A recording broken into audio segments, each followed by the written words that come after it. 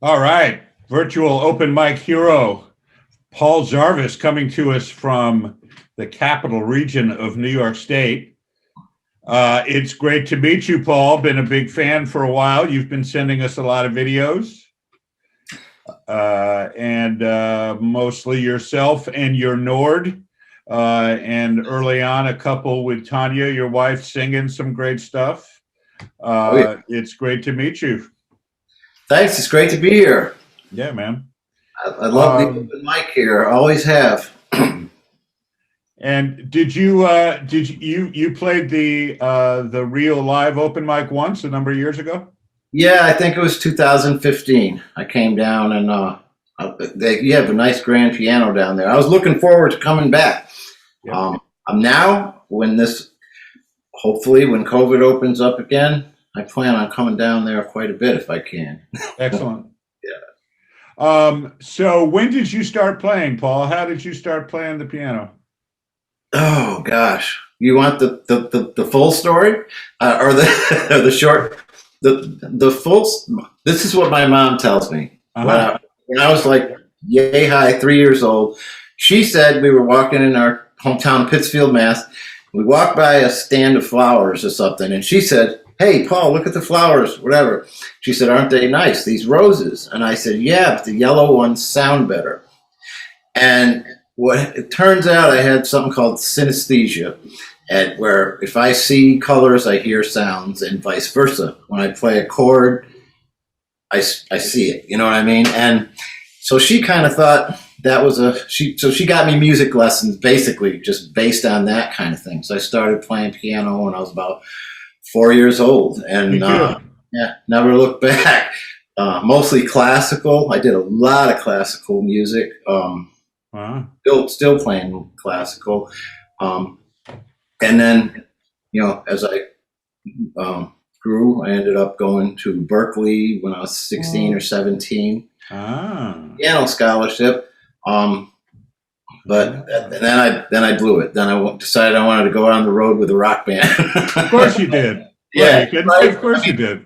I often wonder had I stayed in and stayed with the classical, how things would have turned out. But I ended up going on the road for a very long time Uh-huh. with several different bands, and it was a good run. Yep.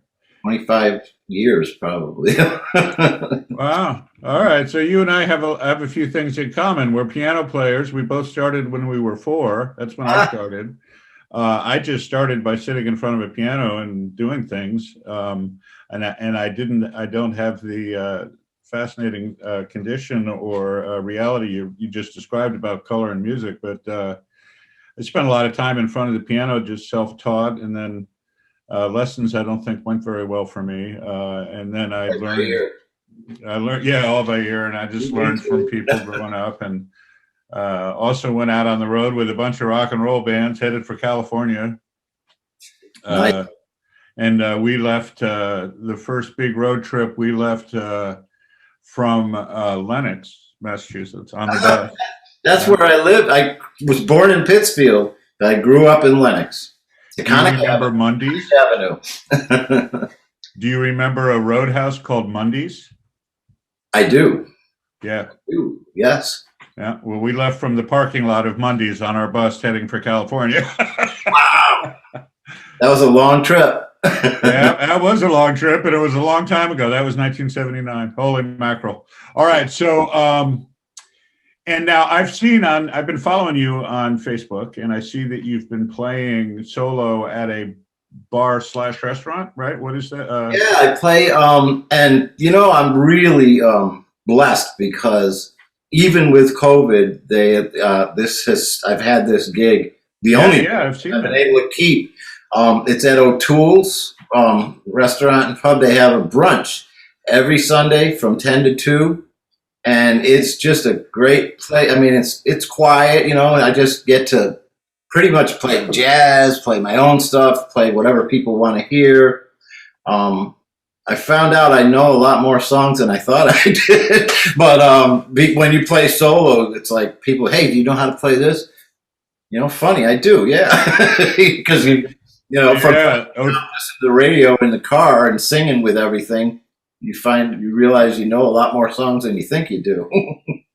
O'Toole's. It sounds like a good Albany Irish place or Italian place. It's good. Yes, it is. It's a great place. People are good, really nice people there. The food is phenomenal. They change the menu up all the time, so it's always something new. But yeah, it's a good place. Great Sundays from gig. 10 to 2. So yeah, and so that's pretty much gone. I mean, it wasn't through the entire pandemic, but they opened up pretty early for that, right? I mean, it's been a Yeah, number of months you've been doing that, right? I think it was maybe even before last September. Wow. So yeah, but it's been. I mean, they socially distanced the tables. Right. I have to be 15 feet from the first table. And everybody does what they need to do. Wear a mask when you walk around. If you're at the table, you can take it off. But they're very conscious of that, as they should be. Oh, good for them, man. We haven't been able to see our way to getting open yet at Helsinki. We're working on it, but that's great, man. That's great. So does Tanya ever join you there at O'Toole's, or is it just instrumental? Or Not yet. She wants to, and she was going to. She came once for I believe it was Easter, and the servers love her, so they keep saying, "Where's Tanya? Can we yeah, I bet. bring Tanya back?" But she wants to come, and we were going to plan on doing a couple of songs, but yeah, she's a good singer. She's very good. And when do you do this at O'Toole's? It's weekly, right? Yeah, every Sunday. The brunch starts at 10 and ends at 2. I play from 11 to 1. And if there's a lot of tables, then I go right to 2. Cool. If people, cool. Yeah. Yeah, I used to have a gig like that at a place called Christopher's in Tiburon, California, in Marin County. And it was an interesting challenge because I would play stuff. You wanted it to be background music. You didn't want it, to be so. You wanted people to be able to enjoy their dinner. So it's not really a performance as such. It's like, right. But I used to write stuff and practice, and just it was great.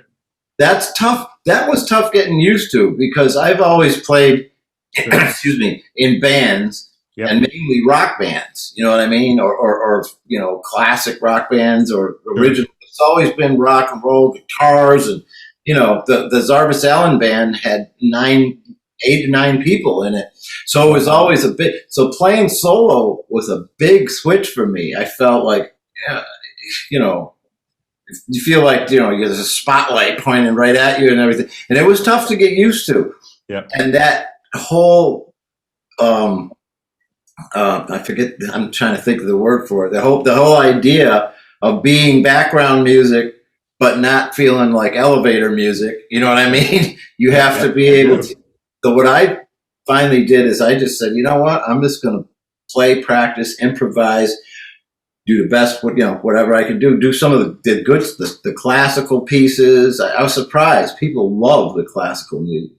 They love it, and I didn't really think they would. And when I sing, it's like I can sing, but I have to pull back a little bit and just watch them. You watch people. If I hear their voices go up, then I know I'm too loud. Right. You can't do it. You can't be like Ozzy Osbourne when you're playing. All aboard! Yeah, that would be fun. The heads turn.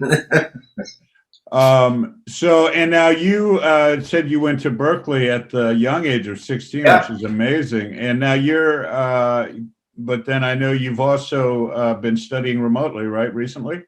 I did, yeah. When I was working for a company for many years, and I lost that job due to COVID, and I was like pretty much just playing, and I decided, I'm like, you know what? I'm close to retirement age anyway. I was going to be 62. So that's it. I retired. I'm going to try to do music full time. And then I'm like, I've been recording. I had a studio for 30 years. But it's always been pushing faders, turning knobs, learning what I could on the side, but never really knowing the real fundamentals of recording engineering. So I went back to Berkeley and I applied. They accepted me, and I'm going for a music production degree. It's not so much for the degree, and it's not really for a new career, but it's to know how to record. And I'll tell you, I've learned more in the last 3 semesters than I have in the last 25 years about how Very cool.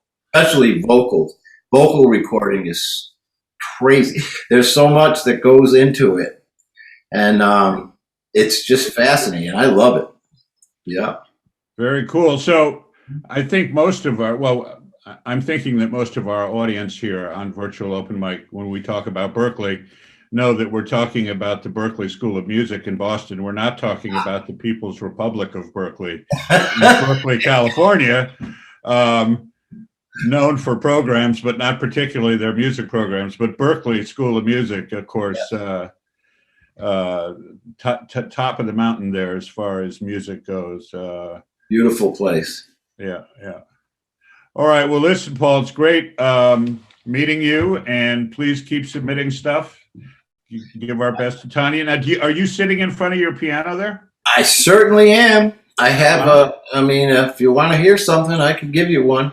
Yeah, why don't you give us something bluesy and cool in either the key of C or D minor? In C or D minor? Yeah, just for Let's see. Can we do G? You can do G, Paul. You betcha.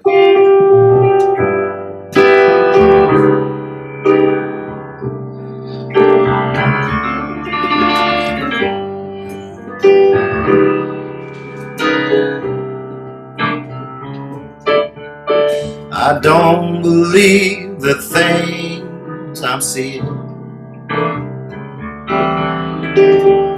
I've been wondering about things that I've heard. Everybody is crying mercy when they don't know the meaning of the word. It's a bad enough situation. Sure enough, getting worse. Everybody's crying mercy when they don't know the meaning of the word. Nobody knows the meaning of the word.